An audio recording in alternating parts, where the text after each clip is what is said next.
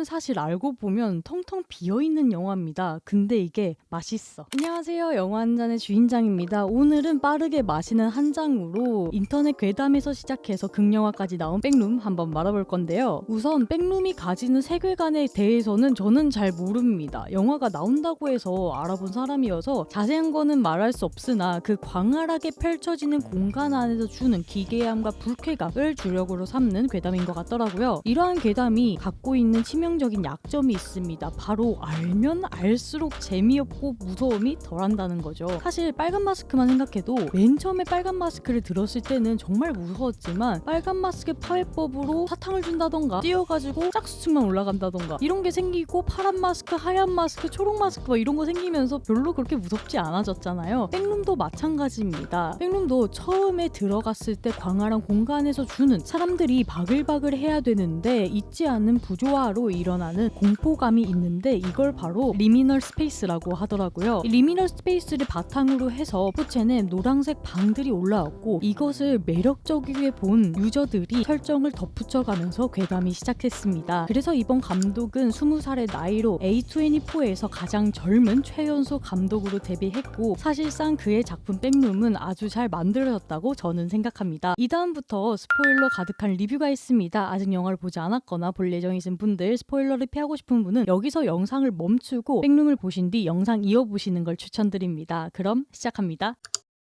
거두절미하고 세계관이 참 마음에 들었습니다. 제가 앞에서 백룸에 대해서 잘 모르고 봤다고 했잖아요. 그래도 어느 정도 한두 줄 정도는 알고 봤는데 그래서 그럴까요? 초반에 많이 지루하다라는 평이 있었지만 저는 전혀 지루하지 않았습니다. 그걸 생각해보니까 이 백룸이라는 공간 자체를 어떻게 다뤄야 하는지에 대한 영리한 감독의 시각이 들어가 있다라고 봅니다. 이게 설명을 안 하면 안 할수록 무섭고요. 호기심이 강하게 들고 긴장감이 들면서 몰입되게 되는 세계관이거든요. 그래서 일부러 군데군데 비어져 있는 그런 설정을 한 것 같습니다. 영화를 보게 되면 이 백룸이 어떻게 만들어졌고 무하는 공간이고 크리처가 뭐가 나오고에 대한 설명은 없습니다. 이건 의도적으로 지운 거예요. 그래야지 백룸이 더욱더 불쾌해지니까요. 이 세계관을 전부 설명을 하지 않음으로써 역설적이게 공포를 심어놨다라고 보면 되는데 그래도 영화가 2시간 정도 되니까 서사는 있어야 되잖아요. 그 서사를 채워준 게 주인공들의 심리 상태입니다.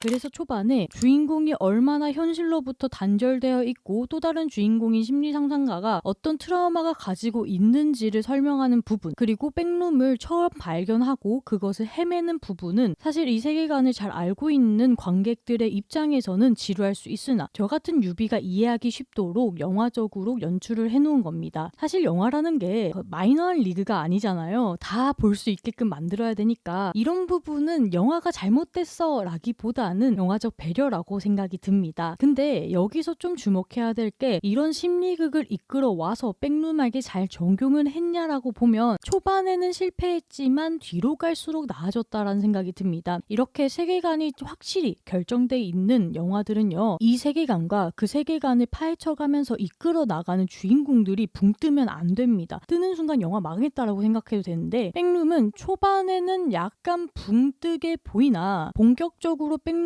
들어서는 순간 그렇게 어드벤처러스함이 발현되는 순간부터는 잘 녹아내려가고요. 그러한 심리 상태가 백룸을 어떻게 만드는지까지 유추를 할 수 있는 부분이어서 잘 녹아들었다라는 생각이 듭니다.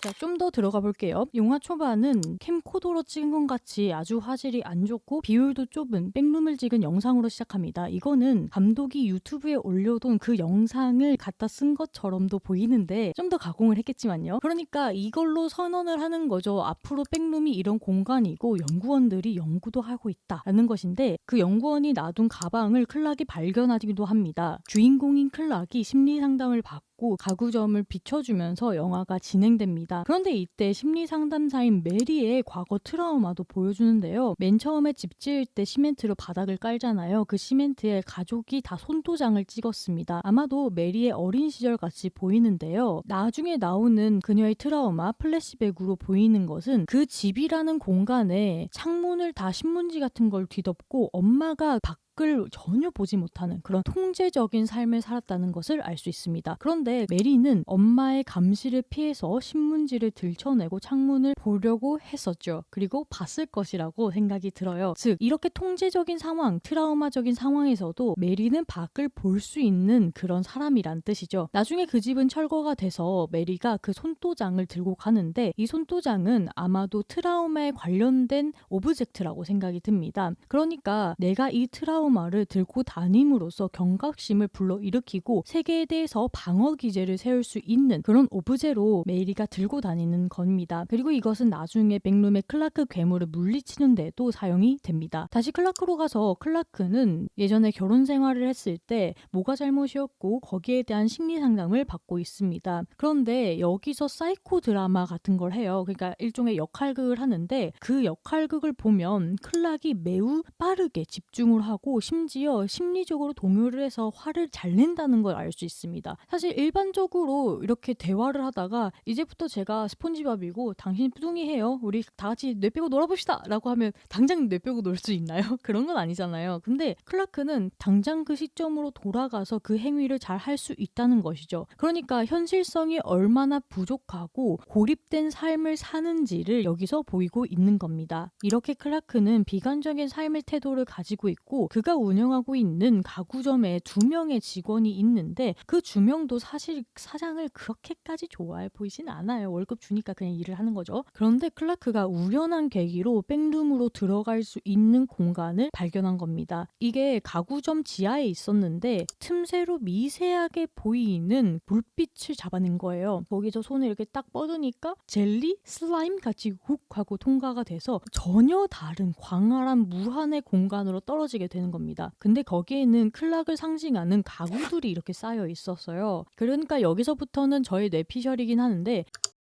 백룸이라는 공간 자체가 어떻게 만들어지는가를 생각해 볼 필요가 있는데 제가 아는 바로는 잘 모르지만 괴담에서는 백룸이 어떻게 만들어졌는지 뒤에 나오는 연구시설에서 만든 것인지 아니면 그 연구시설이 발견한 것인지 확실히 이거다라는 건 없다라고 알고 있거든요. 영화에서는 그렇게 단순하게 평면적이게 냅둬 두지 않고 백룸이라는 공간에 주인공들의 심리극을 들어보내면서 오히려 공간이 가지는 의미를 입체적으로 잘 살렸다라고 생각이 듭니다. 사실 백룸이라는 공간은 아무것도 없어야 되는 공간이잖아요. 근데 갔을 때 가구들이 쌓여있단 말이죠. 그리고 영화에서 가구랑 연결돼 있는 존재는 클락밖에 없습니다. 그리고 이 클락은 모종의 트라우마가 있고 심리적으로도 매우 고립된 상태입니다. 그러니까 이렇게 심리 상태로 약한 사람이 백룸으로 들어가게 돼서 거기에 지배적인 역할이 된다라고 생각이 듭니다. 그러면서 이 공간에 클락이 점점 매료가 되는 것인데 사실 이 부분이 이해가 안 될 수도 있습니다. 그렇게 미지의 공간에 들어갔다 나왔을 뿐인데 그 공간에 엄청나게 집착하고 있는 걸로 영화가 그리거든요. 주인공의 심리 상태를 배제하고 그의 행동만 보자면 되게 연관성이 없는 행동으로도 보이지만 나중에 나오는 클락의 기억과 장준하는 상념이 만들어낸 그 괴물이 있잖아요. 그 괴물만 왜 저렇게 크고 흉폭할까를 생각해 봤을 때 그 백룸에 대해서는 클락이 지배적인 위치에 있어서 그러지 않을까라는 생각이 들었습니다. 물론 저의 뇌피셜이고요.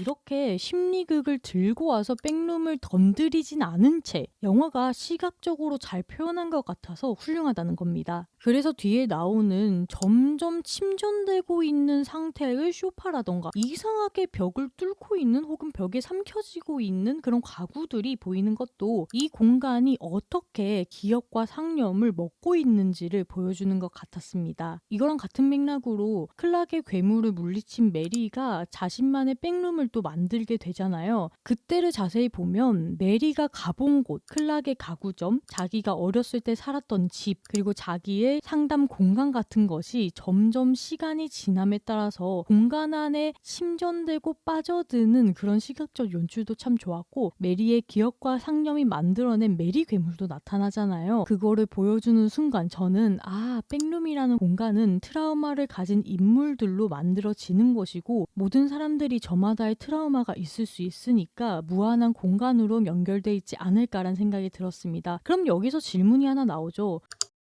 그렇게 공간이 하나하나 만들어지게 되면 공간은 다른 사람은 못 들어가는가 혹은 독립된 공간으로 있는가라고 생각이 들었습니다. 근데 저는 그건 또 아닌 것 같은 거예요. 왜냐면 뒤에 나오는 그 연구손들이 이미 어떠한 공간에는 CCTV를 설치해 두기도 하고 골든 보이스라고 하나요? 그 보이저 1호에 실어가지고 여러 가지 언어로 안녕하세요를 한 게 있었잖아요. 영화에서도 안녕하세요가 나오던데 그런 걸로 괴물을 유인하게 되기도 하잖아요. 공간을 연구하고 있는 억지로 연 연구자들은 처음 온 사람들보다는 많이 들어가 봤고 정보가 많으니까 CCTV도 설치하고 여러 가지로 연구를 진행하고 있지 않았나라는 생각이 듭니다. 근데 원체 백룸이라는 소재 자체가 무한한 공간 그리고 어떻게 시간이 지나가는지도 모르고 공간이 어떻게 비틀릴지도 모르고 그 안에서의 시간도 다르게 흐를 수 있잖아요. 그래서 이런 거는 차차 좀 떡밥이 풀려야 되는 부분이지 않을까 싶습니다.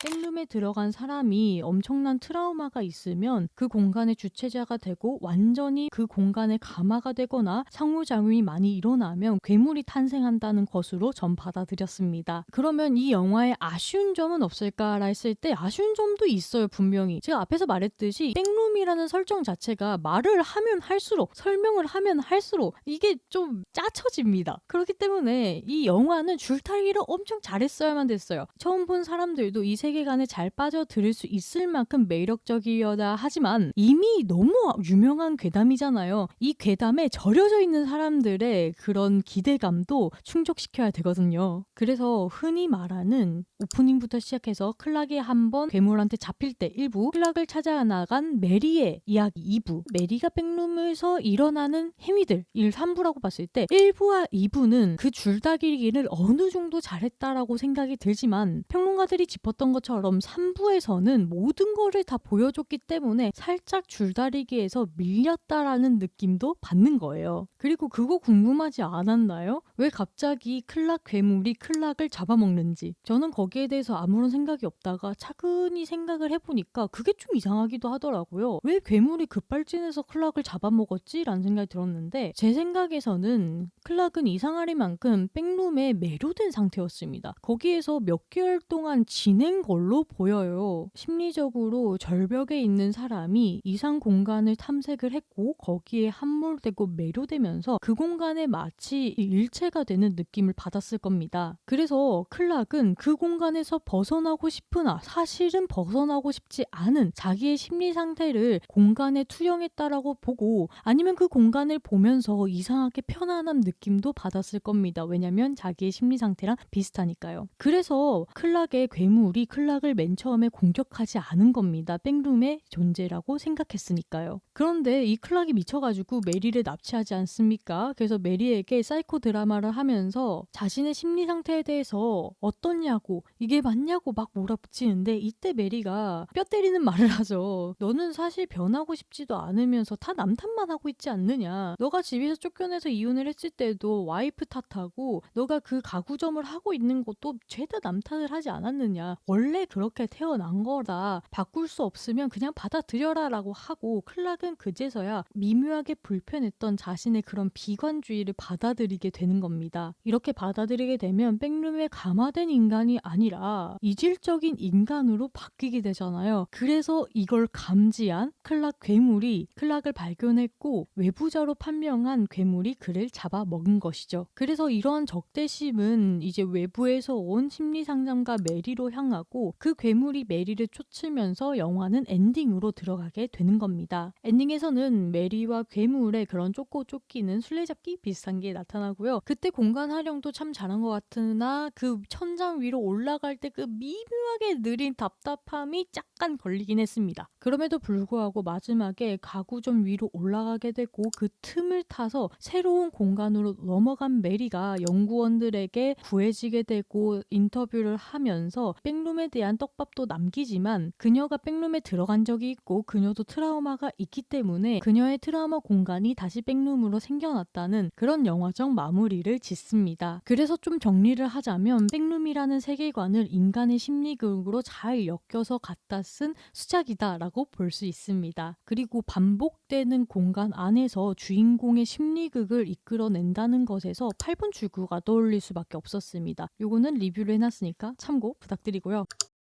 그래서 백룸을 추천드리는 분들은 일단 나 호러 좋아한다. 그리고 A24 나 믿는다 라고 하시는 분은 꼭 보는 걸 추천드리고요. 저같이 아예 백룸의 세계관을 모르는데 보러 가시는 분들은 아주 미약한 설정 한두 줄만 알고 보면 좀 더 흥미진진하게 볼 수 있습니다. 그런데 이런 분들 설정상 모든 걸 설명하지 않기 때문에 군데군데 비어있고 관객 스스로가 쟤 왜 저러지? 하고 생각을 해야 될 부분이 있어요. 예를 들어서 클락이 백룸으로 들어갔고 메리가 찾기 전까지 클락은 백룸 공간에서 도대체 뭘 했길래 저렇게 미치광이가 된 걸까라는 것은 관객이 생각을 해야 되거든요. 난 이런 빈틈조차 견딜 수 없어. 모든 설명이 필요해 라고 하시는 분은 이 영화가 굉장히 불친절하고 텅텅 비어있기 때문에 보지 않는 것을 추천드립니다. 이렇게 한국에서 제일 먼저 개봉한 백룸을 한번 빠르게 리뷰해 보았는데요. 저는 굉장히 호지만 좀 찾아보니까 불호인 관객들도 많더라고요.